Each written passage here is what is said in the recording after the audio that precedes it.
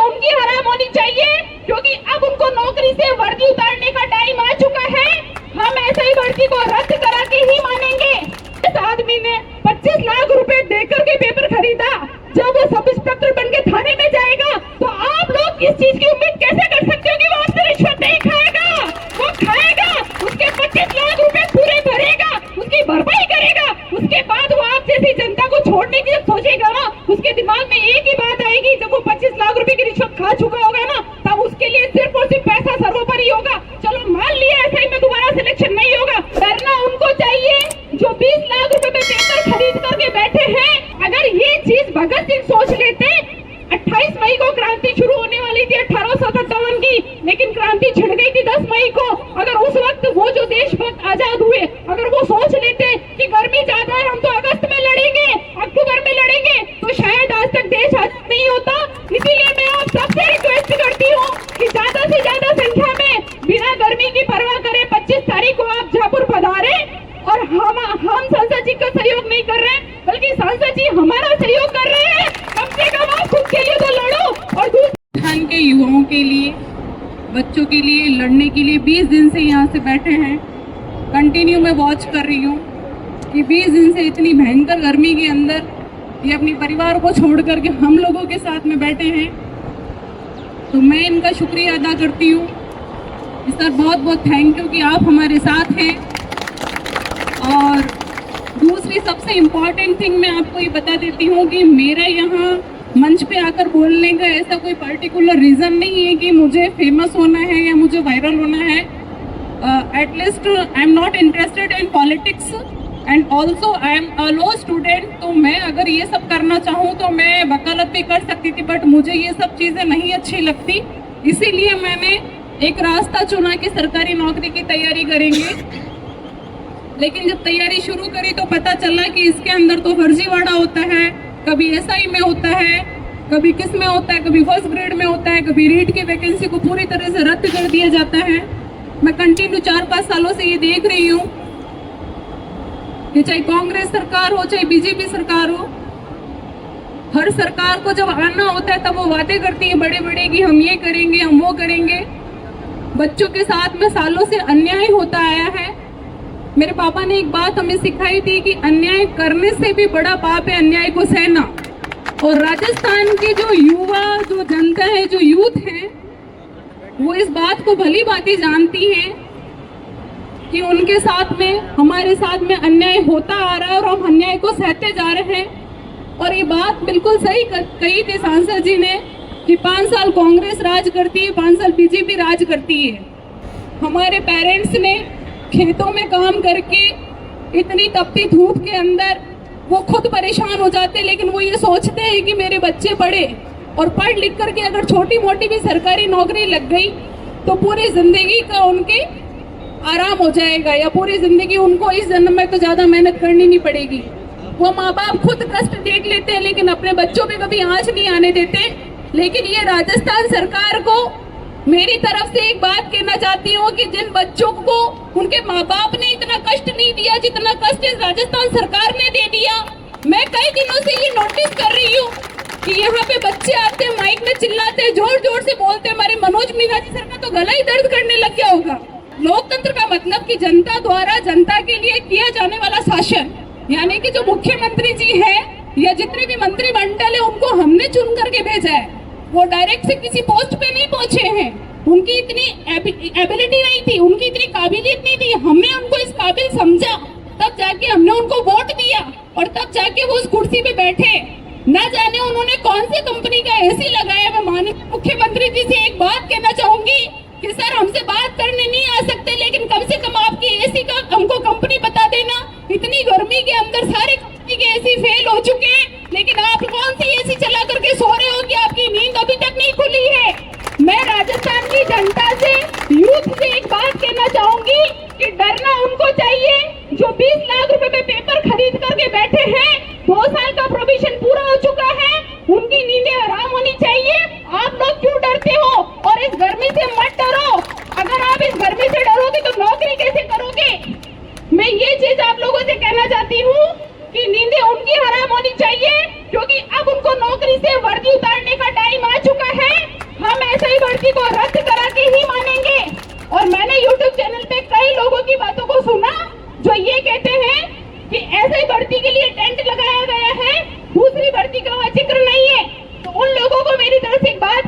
चाहती हूँ कि केवल ऐसे ही भर्ती की मांग हमने नहीं कही है, हम तो चाहते हैं कि पूरा आरपीएससी का ही पुनर्गठन कर दिया जाए, तो सारी भर्तियां अपने यहाँ सॉर्ट आउट होती जाएगी। हम एक एक भर्ती के लिए नहीं लड़ सकते और हमारे पास जितने भी प्रूफ थे हमने सारे दे दिए।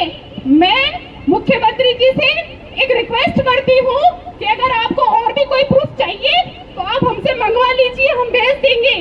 मैं मुख्यमंत्री जी से रिक्वेस्ट करती हूँ, अगर आपके पास मेरी आवाज पहुँच रही है तो कृपया करके आप राजस्थान कर्मचारी चयन बोर्ड का भी पुनर्गठन करवाइए, हमारी आवाज सुनिए। हम बहुत ज्यादा पीड़ित हैं, इवन इतनी कंडीशन खराब है कि बच्चे घुट घुट के रोने लग गए अंदर, और लड़कियों की हालत तो बहुत ही ज्यादा खराब है, उनको तो घर से निकलने नहीं देते। मैं घर से आज 15 दिन से कह रही हूँ मेरे को जाने तो, तब जाके आज मेरे को परमिशन मिली। तो लड़कों से मैं स्पेशली रिक्वेस्ट करती हूँ कि 25 तारीख को जो रैली रखी गई है उसमें आप ज्यादा से ज्यादा संख्या में पधार के एक बार साबित कर दीजिए कि राजस्थान में एकता और सद्भावना की भावना है, हम सब एक हैं। कोई भी मंत्री, कोई भी नेता, कोई भी व्यक्ति किसी भी समुदाय का हमें उकसाने की, भड़काने की कोशिश कर रहे हैं, वो इसलिए कर रहे हैं ताकि दो समुदाय आपस में लड़े, आरपीएससी मजे ले, मुख्यमंत्री जी आराम से सोए और बाकी का जो भी मंत्रिमंडल है वो अपने एसी में बैठ के मजे ले। मैं कहना चाहूंगी, एक बार घर से बाहर निकल के देखिए, तपती धूप के अंदर हम सुबह से परेशान हो रहे हैं, हमारी हालत खराब हो चुकी है। मैं रिक्वेस्ट करती हूँ कि आप हमारी आवाज को सुने। और दूसरी चीज मैं ये कहना चाहती हूँ कि शासक, राजा, मंत्री या जिसको भी हमने चुन के भेजा वो होता है जो जनता के प्रति जवाबदेह होता है। आज जनता आपसे जवाब मांगने के लिए खड़ी है, तो मुख्यमंत्री जी आप हमारे सवालों के जवाब दीजिए कि आरपीएससी की आप सुध क्यों नहीं ले रहे हो, कर्मचारी चयन बोर्ड के आयोग की आप सुध क्यों नहीं ले रहे हो, आप हमारी आवाज क्यों नहीं सुन रहे हो। सेकंड थिंग, कई लोगों ने तो ये भी कहा कि सांसद जी को सीएम बनना है, तो मैं कहती हूँ कि श्योर बने। आज राजस्थान के अंदर इतने नेता हैं, 20 दिन से हम यहाँ पे गला फाड़ फाड़ के चिल्ला रहे हैं, लेकिन किसी ने आके ये नहीं पूछा कि आपके पास पानी की व्यवस्था है, आप यहाँ पे क्यों बैठे हो इतनी गर्मी के अंदर। आज घर के अंदर जो मुखिया होता है ना, बच्चा कभी उदास होता तो बाप आके पूछता है कि बेटा क्या हुआ, मम्मी ने डांटा क्या। तो राजस्थान सरकार का ये कर्तव्य बनता है कि उनकी जनता सड़कों पे उतरी हुई है और उनको भनक तक नहीं लग रही है, उनके कान पे जूम कर ही देख रही है। तो मैं रिक्वेस्ट करना चाहूंगी, सबसे ज्यादा से ज्यादा संख्या में आप लोग यहाँ पधारे। और मैं एक बार पुनः सांसद जी का धन्यवाद करना चाहती हूँ, उनका तहे दिल से आभार व्यक्त करती हूँ कि वो 20 दिन से हमारे पास बैठे हैं, हमारी व्यथा को सुन रहे हैं। और मैं एक चीज और कहना चाहती हूँ कि ऐसा ही भर्ती रद्द भी होगी, आरपीएससी का पुनर्गठन भी होगा, और अगर हम सब एक रहे तो।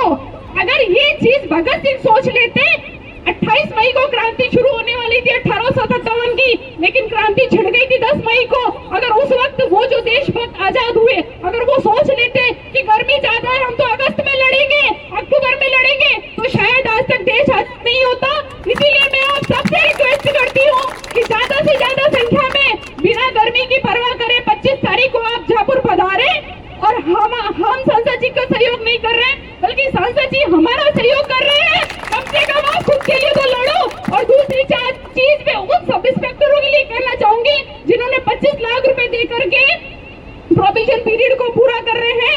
एक चीज कभी कभी बैठे बैठे सोचती हूँ कि हमारी न्यायपालिका का ये सिद्धांत है कि 100 के साथ 100 गलत लोगों को भले न्याय मिले ना मिले, लेकिन एक सही इंसान के साथ गलत नहीं होना चाहिए। चलो मान लिया उनकी बात, इसी वजह से वो ऐसे भर्ती को रद्द नहीं करना चाहते। लेकिन मैं ये सोचती हूँ कि जिस आदमी ने 25 लाख रुपए देकर के पेपर खरीदा, जब वो सब इंस्पेक्टर बन के थाने में जाएगा तो आप लोग इस चीज की उम्मीद कैसे कर सकते हो कि वो आपसे रिश्वत नहीं खाएगा। वो खाएगा, उसके 25 लाख रुपए पूरे भरेगा, उसकी भरपाई करेगा, उसके बाद वो आप जैसी जनता को छोड़ने की जब सोचेगा ना, उसके दिमाग में एक ही बात आएगी, जब वो 25 लाख रुपए की रिश्वत खा चुका होगा ना, तब उसके लिए सिर्फ और सिर्फ पैसा सर्वोपरि होगा। चलो मान लिया ऐसा ही में दोबारा सिलेक्शन नहीं होगा, किसी और भर्ती में हो जाएगा, और एज हो जाएंगे, लेकिन ऐसे लोगों को शासन नहीं करने देंगे, हमारी जनता के साथ खिलवाड़ नहीं करने देंगे। इतने एसआईओ में से ना जाने कौन सा एसआई हमारे जिले में आ गया, हमारा हल्का लग गया, हमारे थाने में आ गया, तो आपको लगता है वो हमें छोड़ देगा? कभी नहीं छोड़ेगा, कभी नहीं छोड़ेगा। इसीलिए कम से कम खुद के लिए लड़ो, खुद के लिए जागो। और आपके माँ बाप के अरमान थे, इसीलिए पढ़ाया कि हमारे बच्चे पढ़ लिख के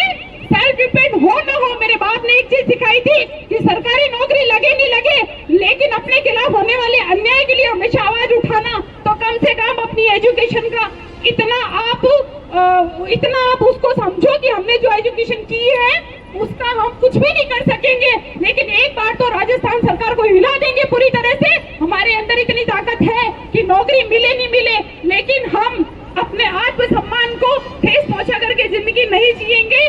तो मैं वादा चाहती हूँ राजस्थान के जो युवा हैं उनसे कि आज आप 25 तारीख को ज्यादा से ज्यादा पधारेंगे, अपने लिए आवाज उठाएंगे और पूरे राजस्थान के अंदर ये बात प्रूव करेंगे, साबित करेंगे कि हम एकता के साथ रहते हैं। कई लोग हमें भड़काने और उकसाने की कोशिश करेंगे, लेकिन हमको समुदाय, धर्म या किसी जाति के नाम पे नहीं लड़ना है। अगर हम इसी तरह से लड़ते रह गए ना तो लोग मजे ले लेंगे, नौकरियां लग जाएंगे और सब कुछ हो जाएगा। ऐसा ही भर्ती वालों ने ये सोच करके 25 लाख रुपए दिए कि चलो इस जन्म में तो इनका हो जाएगा, इनके बच्चों का हो जाएगा। मैं कहती हूँ कि आपने 25 लाख रुपए दे करके पेपर खरीद भी लिया, आप ये कैसे भूल गए कि आने वाले 20 सालों बाद जब आपकी औलाद बड़ी होगी और अगर वो भी ऐसे ही काम करेगी और उसके बाद में पता चलेगा कि वो जेल में बैठा है तो आप कैसे बर्दाश्त करोगे?